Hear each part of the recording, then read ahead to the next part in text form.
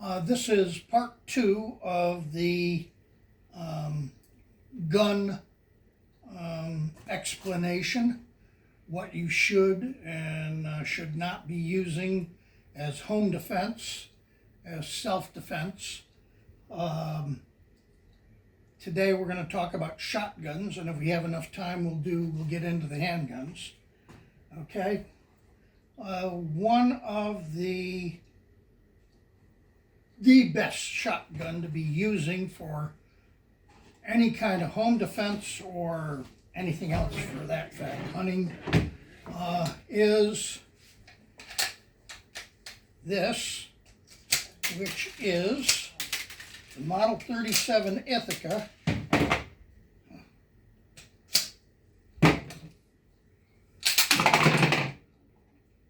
This is the Model 37 Ithaca in 20 gauge. Stay away from 12 gauge. 12 gauge was only accepted because the United States Army could not come up with the 10,000 10 gauge shotguns they needed for the Spanish-American War. They only came up with just under 6,000, and they had no alternative but to go to something else. And the 12 gauge shotguns were, they had all the manufacturers had an over inventory of 12 gauge, so the Army bought them at a very cheap price and issued them. And after the war, they had bought so much ammunition that they just decided to go with it, and the 10 gauge shotguns were taken out of service as the years went on. This is the Model 37 Ithaca. This is the strongest receiver on the market. This is not a Model 37 Ithaca. This is the Remington Model 17 that the Remington Company built between 1917 and 1921. They are both bottom eject, and they are both 20 gauge with full choke barrels. Don't ever use anything but a full choke barrel. This is a Model 10. Actually, nobody knows why they call it the Model 10, because it was introduced in 1906. Designed by a doctor from Denver, Colorado. It was made in 12 gauge only, and the reason for that more than likely was because they wanted to get an Army contract. John Browning took one look at it and said, this is the man who designed this was a genius. It's a bottom eject. So he took this basic design and turned it into the Model 17, which they built only in 20 gauge. They never built it in anything else. Then they sold the patent to Ithaca in 1923, I believe, and Ithaca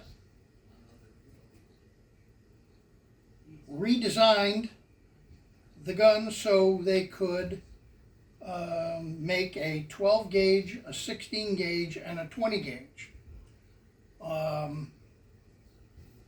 The 20 gauge shotgun didn't come out until 1939. Then that was discontinued along with the 16 for the Second World War. In 1946 is when they all went back into production. This is a 1954 Ithaca, and it is the best home defense shotgun you can come up with. Full choke, 2 3/4 case. You have to hand load for this to get the maximum effect. All of this bull crap that the 12 gauge is more powerful than the 16 and the 16 is more powerful than the 20. It's not true.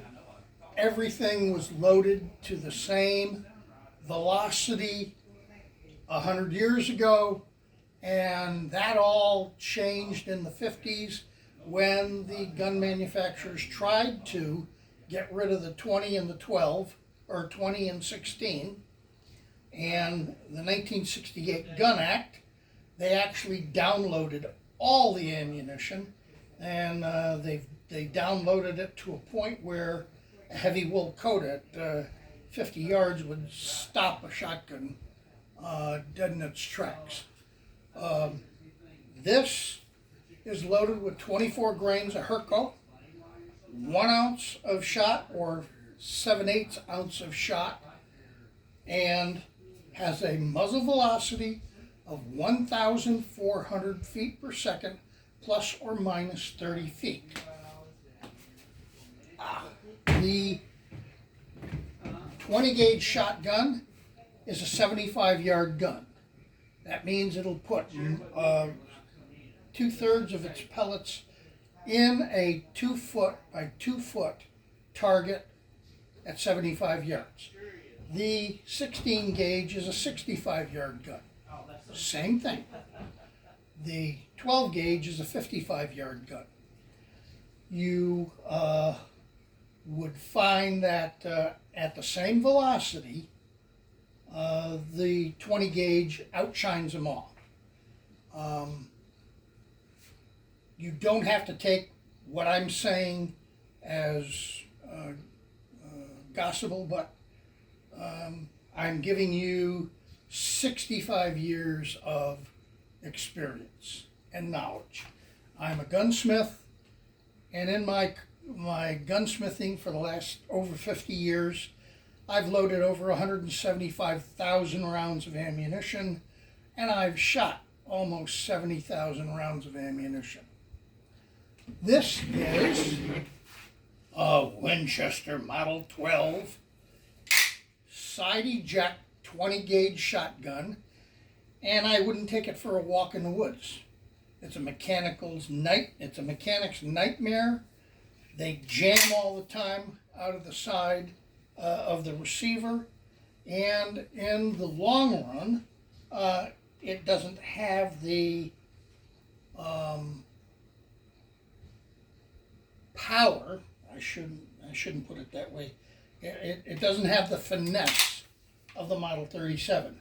In fact, the Model 37 is the gun that put the Model 12 shotgun out of business. And it even says so in a book written exclusively for Winchester shotguns. This, if you can't get a Model 37 Ithaca, is a Connecticut Valley Arms single shot, and except for the Ithaca, it's probably the second strongest receiver on the market.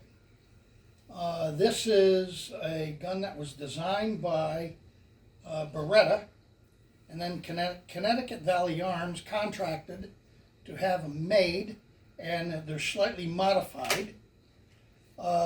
This has an extraordinarily tight choke, and when you're shooting trap with this, you shouldn't even think about pulling the trigger until the bird is 40 yards out. At 60 yards, you can powder a bird without a problem.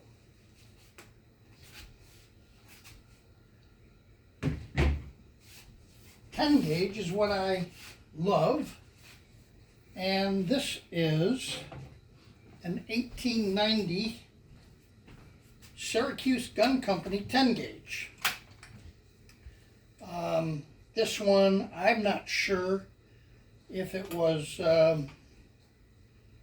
used by the U.S. military or not.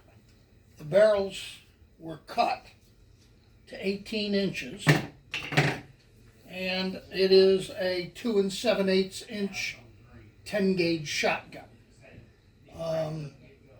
This is great for clearing a room in one shot. But you really don't want to use this in a house filled with kids and what have you, because you could blow right through the sheetrock in the wall on some of these modern houses, and you could kill one of your own children or wife or what have you in the other room. The 20 gauge is the way to go.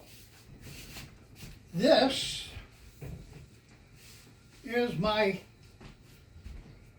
one of my duck guns. This is a 10 gauge, 2 3/4. This is a Spanish made 10 gauge.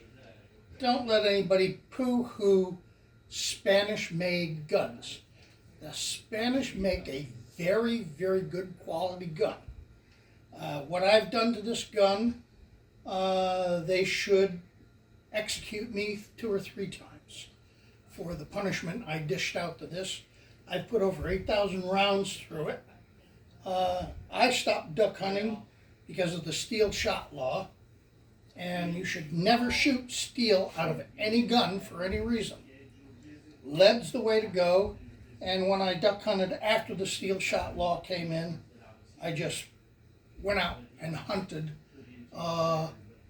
Went to areas where most game wardens wouldn't even dream of going, and I can knock down geese with this gun using BB or 3 or 4.0 buck at about 90 yards with number 2 and number 4 shot. I can take down geese at about 75 to 80 yards, depending on what species of geese it is. This is not a light gun. You don't want to, go walking through the woods with this in your hands all day long, because it will start to wear on you. It is a heavy, like I say, a heavy gun. This is the modern 2 3/4 or 3.5 inch 10 gauge right there. This is the 2 7/8 for the older 10 gauge. Actually, the 2 7/8 performs better than the 3.5 inch Magnum. If you're going to get a 2 7/8 inch shotgun, you're going to have to make your own cases.